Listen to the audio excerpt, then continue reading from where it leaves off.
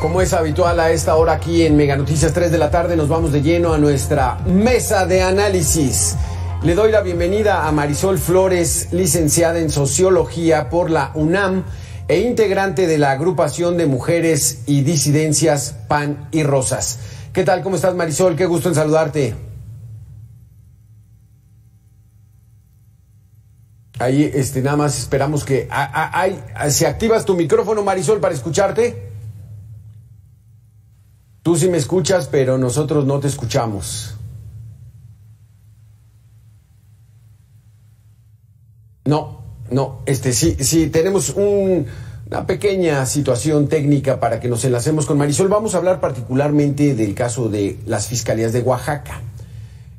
Dos casos fundamentales: la saxofonista que fue agredida con ácido en gran parte de su cuerpo y que ella sigue bajo el argumento de que no hay justicia. Está identificado el agresor, era su expareja, para ella no hay justicia. Y otro asunto también en Oaxaca, de Soledad Jarquín. Pero Marisol, ya te escuchamos. ¿Cómo estás? Gusto en saludarte. Ay, perdón, ¿ahí ya se escucha? Sí, perfectamente. Estamos al aire ya. Marisol, pues bueno, dos casos emblemáticos en Oaxaca. Uno de la saxofonista que fue agredida con ácido por parte de su expareja. Pasa el tiempo y ella no siente que hay justicia. ¿Por qué ocurren estas cosas, Marisol? ¿Por qué no hay una justicia, como lo dice la Constitución, rápida, expedita y que trate de resarcir un poco el daño de las víctimas? Sí, pues definitivamente es un problema muy complejo, ¿no? El feminicidio en México es un fenómeno que tiene más de 20 años profundizándose, que desgraciadamente no solo en Oaxaca, sino en todo el país se ha expandido como un cáncer social y pues me parece que tiene diferentes factores, ¿no? Desde la cuestión cultural y social, que pues en sociedades como en Oaxaca y en muchos otros estados del país se nota, ¿no? Una fuerte herencia machista y una educación patriarcal. Pero creo que en el caso de la compañera evidentemente también tiene que ver con un tema de la impunidad que impera, ¿no? En este país, en donde pues precisamente el agresor de esa compañera pues era, ¿no? Un militante político del PRI que pues ella abiertamente ha denunciado, ¿no? Que está siendo protegido por las autoridades y que pues ella afortunadamente es una sobreviviente, ¿no? Pero desgraciadamente en Oaxaca hay muchos feminicidios, hay más de 600 feminicidios en lo que va del gobierno de Alejandro Murat, y esto creo que tiene que ver también mucho con la impunidad, ¿no? Con esto que dices de una justicia que pues es una justicia que desgraciadamente está al servicio de los ricos, de las ricas, de las que tienen dinero para pagar investigaciones, para acceder a esa justicia, pero cuando se trata de jóvenes, de mujeres, de campesinas, de trabajadoras, pues esa justicia difícilmente llega, ¿no? El caso de María Elena Ríos fue algo que se ha vuelto ya una bandera, porque hablas tú de la injusticia que hay para grupos considerados marginados, pero ella era una figura pública, ella era conocida, ella tenía fama, enaltecía el nombre de nuestro país desde el punto de vista musical en el mundo, y con todo y eso no hay justicia. El ataque a María Elena Ríos es un feminicidio, o sea, no nos queda duda. ¿Por qué ponerlo en tela de juicio, Marisol? Sí, fue un intento de feminicidio y María Elena es de las pocas sobrevivientes que hay en este país, porque pues desgraciadamente la mayoría sí son asesinadas. Y insisto, ¿no? Tiene que ver no solamente con un tema de impunidad, sino con todas las condiciones, tanto materiales como sociales, como políticas, que permiten que la violencia en nuestro país no solamente se exprese, sino que además es un fenómeno que se va profundizando, ¿no? Y que, bueno, desde nuestro punto de vista tiene que ver también con temas como el de la militarización del país, y esta violencia que hace unos años veíamos y pensábamos que era solamente en Juárez o en el Estado de México, pero claro, hoy lo vemos como un problema a nivel nacional. Y bueno, el caso de María Elena, insisto, es muy emblemático porque el agresor, el potencial feminicida, es integrante de un partido político, y de también es que pues justo la impunidad que María Elena ha denunciado, ¿no? Con su partido, y también pues que lo ha denunciado que está protegido directamente por el gobernador, que además pues ni siquiera quiere reconocer, ¿no? el problema en el Estado. Lo vimos hace unas semanas con María Elena y otras compañeras haciendo una protesta en la Guelaguetza, y la respuesta del gobernador fue pues bajar el cartel, expulsar a la compañera del recinto y hacer como que aquí no está pasando nada, ¿no? Oye, Marisol, porque esta situación que vive María Elena Ríos es de salvajes. O sea, independientemente de que haya conflictos de la pareja, ¿cómo lo resolvió este desalmado al aventarle ácido para dejarla marcada de por vida? Si no es que primero para asesinarla, y si no para dejarla marcada de por vida. ¿Qué esperaba este sujeto? ¿Qué esperaba que no se aplicara la justicia y que no se fuera toda la gente solicitando un castigo ejemplar para él? Sí, pues precisamente ese es uno de los temas que hacen muy complejo este fenómeno, ¿no? El feminicidio no solamente tiene que ver con el hecho de asesinar a una mujer, sino también con el mensaje social que se manda, ¿no? Tanto a ella como al resto de las mujeres y de la sociedad en general, ¿no? Que contempla esa acción, ¿no? Efectivamente, lo que este tipo hizo fue una salvajada que, pues también siento yo, ¿no? Que era como un mensaje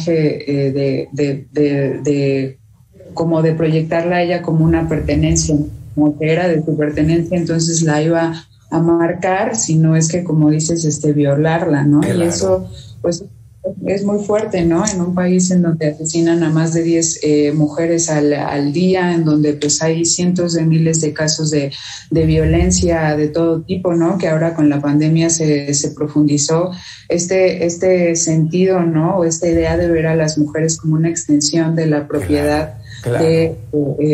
Del otro, ¿no? De los varones, pues también amparado, ¿no? Desgraciadamente por todo un sistema de tanto de justicia como pues también de toda una, pues de una cultura, ¿no? Y de una educación en donde por más discursos, ¿no? Que ahora se tengan o que esté la perspectiva de género, pues en los hechos hay diferencias muy profundas, ¿no? Y desigualdades sociales muy profundas entre hombres y mujeres que permiten que este tipo de cosas se perpetúen, porque bueno, desgraciadamente exactamente, ¿cómo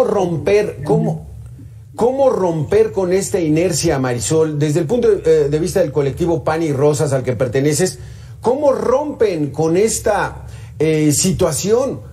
Con un castigo ejemplar, con una advertencia para todos esos salvajes que atacan a las mujeres, y que este tipo que se atrevió a mandarle ácido y a quemarla con ácido, ¿cómo romper con esa inercia, Marisol? Sí, pues es todo un debate, y nosotras, a diferencia de otros colectivos, no pensamos que la justicia va a venir directamente, ¿no? De las propias instituciones, incluso por medio de un castigo, ¿no? Nosotras no estamos por una salida punitiva, porque al final de cuentas creemos que no resuelve el problema, ¿no? O sea, en el mejor de los casos sería que encarcelaran y enjuiciaran a este tipo, pero pues eso consideramos que de fondo no resuelve un problema que es más estructural, que tiene que ver más incluso con las propias condiciones sociales, históricas, ¿no? sea, para nosotras este es un problema muchísimo más complejo que necesita de acciones preventivas, ¿no? Oaxaca, como muchos estados del país, tiene activada desde 2018 la alerta de violencia de género.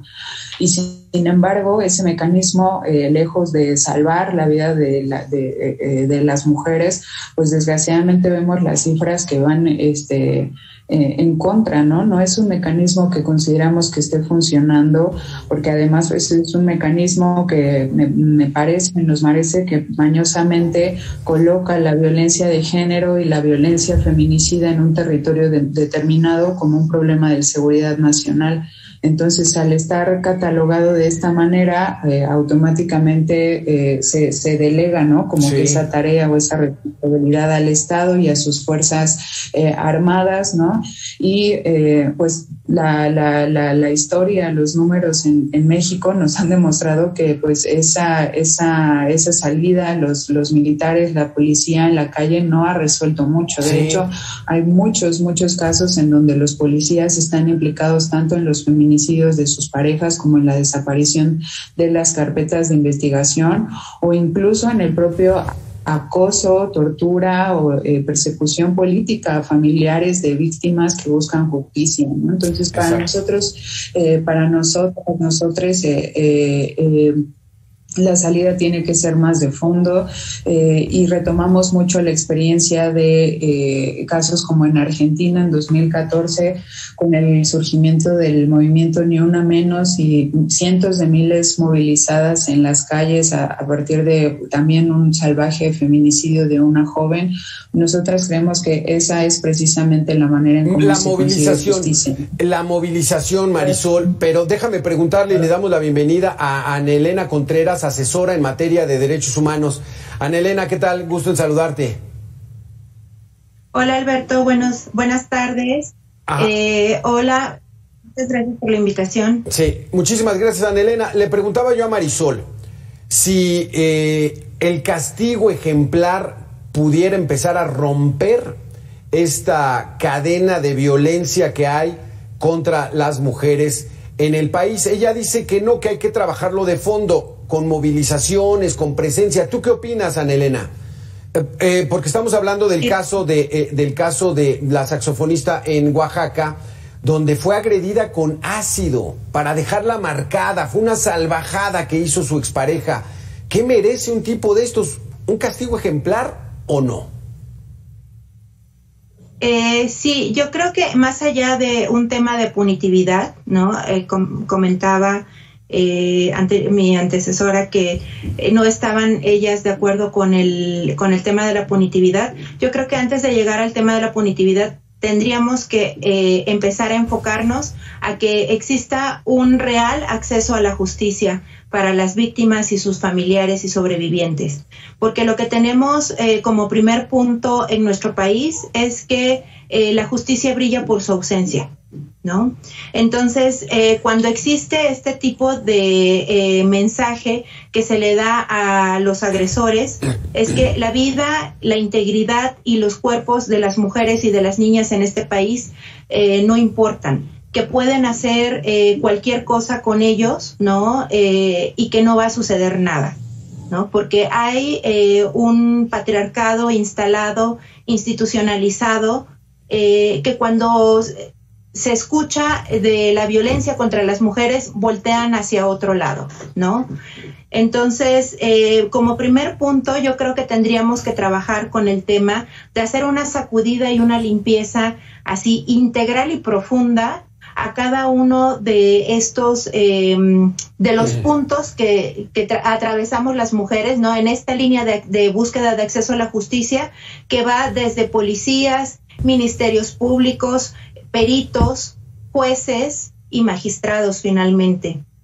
Porque hay ocasiones en donde se logran hacer unas integraciones de las carpetas de manera muy adecuada, ¿no? Donde los peritajes se realizan a conciencia, donde no se pierden al final pruebas y se logra una sentencia ejemplar, ¿no?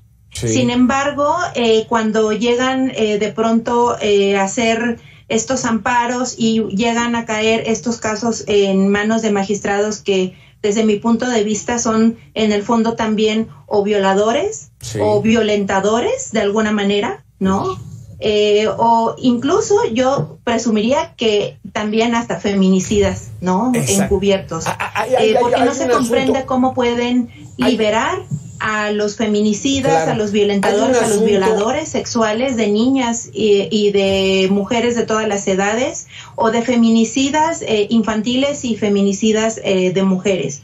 Solamente así te puedes explicar que puedan dejar en libertad a otros feminicidas y violentadores y violadores. Entonces, hasta que no se haga una limpieza y se pueda hacer una revisión del trabajo que cada uno de estos elementos realizan cuando existe una víctima en el país, hasta entonces no podríamos hablar de acceso a la justicia y no podríamos hablar tampoco de un cambio. Este cambio también implica una educación y un mensaje que se le tendría que estar dando a los violentadores. Así es, Ana. Déjame preguntarle, y también regresamos ahorita contigo, Ana.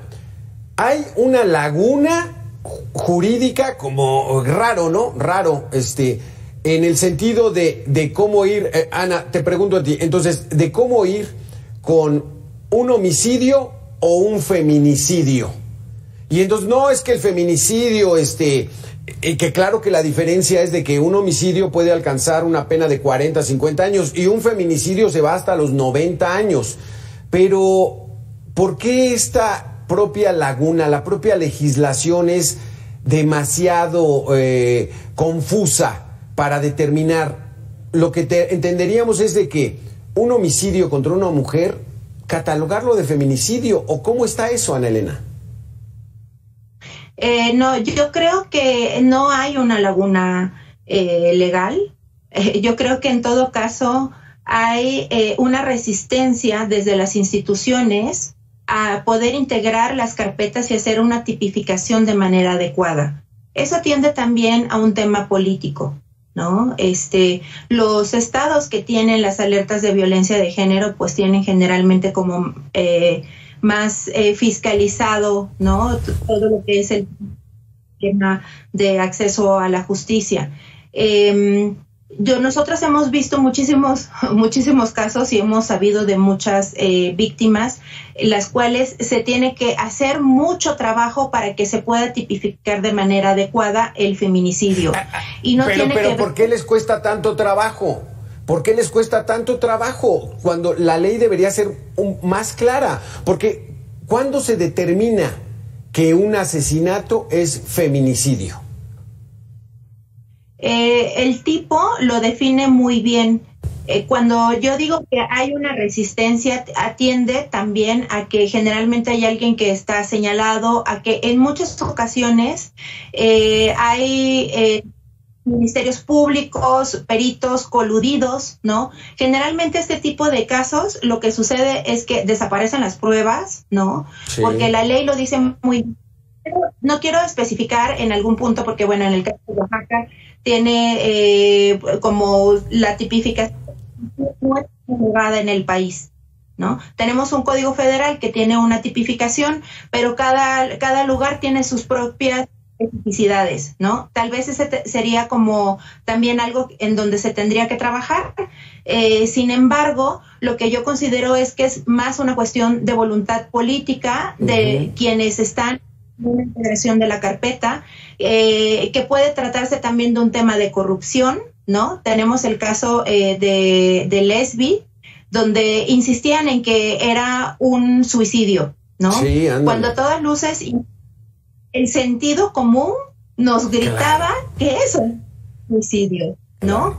Entonces,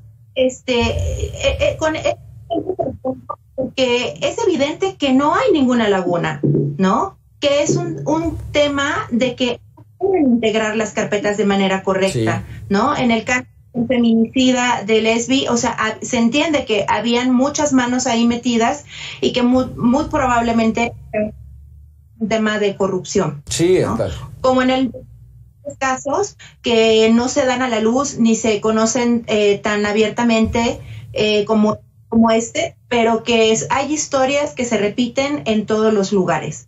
Entonces, no es un tema específico de Laguna de la Ley, sino es más un tema de querer hacer su trabajo, ¿no? Y de hacer un trabajo con perspectiva de género y feminista, ¿no? Más allá de un tema de género. Sin embargo, cuando hacemos una revisión, tenemos a muchos ministerios públicos, policías y demás que reciben constantemente. Entonces, la sensibilización de pronto por parte del Estado está dado, pero sigue sin haber una voluntad política por reconocer la violencia que nos atraviesa, ¿no? Y eso atiende a un tema muy personal de cada uno de los individuos, ese machismo interiorizado que tienen. Y que luego cuando lo mencionamos pareciera que es algo muy... Sin embargo, se refleja en el ejercicio de su trabajo, ¿no? Falta lo que me quedo como resumen de tu intervención es de que falta mucho por hacer. Primero hay que lograr que haya justicia en general y ya de ahí entonces que haya justicia para las mujeres. Nos hace falta mucho, trabajar mucho en las nuevas generaciones que son cada vez más abiertas y que esperemos que en el futuro no tengamos casos tan lamentables, Ana Elena, porque sí, la voluntad política, la costumbre, el patriarcado, esa cultura que tenemos que ir superando cada vez más. Muchísimas gracias por haber estado con nosotros, Ana Elena Contreras, asesora en materia de derechos humanos, y también le damos las gracias a Marisol Flores, que tuvo ahí algunos problemas de conexión. Muchísimas gracias. Gracias, Alberto.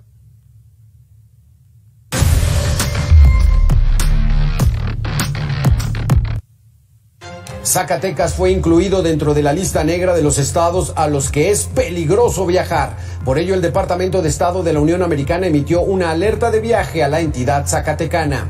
Ya son 5 entidades de nuestro país a las que los Estados Unidos recomiendan no visitar.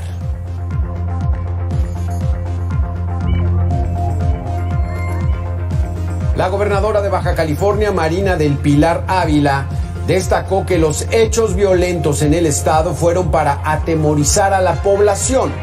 Dijo que el estado actuó en coordinación con el apoyo de la federación para no arriesgar la vida de los ciudadanos. Pero ¿qué tal el terror?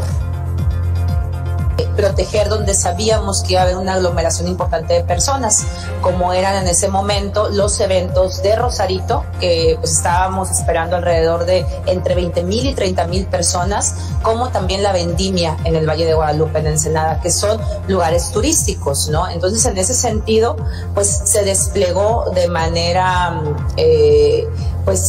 muy evaluada, ¿no? La fuerza policíaca que tenemos en el estado, y se reforzó al día siguiente con la llegada de los 350 elementos de Guardia Nacional y de Sedena, como también los que llegaron de Marina. O sea, los delincuentes pretendían generar temor, pero no terror. El exgobernador de Nuevo León, Jaime Rodríguez Calderón, salió